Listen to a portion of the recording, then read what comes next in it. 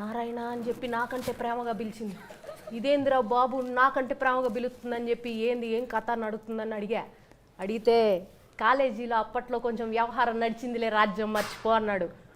అంటే పెళ్ళికి ముందు వ్యవహారం చేశాడు. నేను నిజంగా గుండె గుబ్బేలు అనిపోయింది నాకు. నారాయణ ఏంది నారాయణ నాకు ఇట్టా పెట్టావు, నువ్వు ఇట్లా తప్పు కదా నువ్వు ఇట్లా చేయడం అని నిలదీసి అడిగా. అన్నీ నీ తర్వాతే రాజ్యం, పెళ్ళైన తర్వాత అన్నీ మర్చిపోయాను అన్నాడు.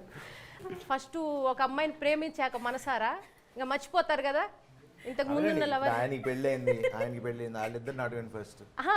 నేను సినిమాలో గురించి అడుగుతున్నా, నిజ జీవితంలో గురించి కాదండి. సినిమాలో మర్చిపోతారు కదా. ఒక హీరోయిన్ వచ్చాక ఇంకొక హీరోయిన్ ఏంటంటారు మీరు?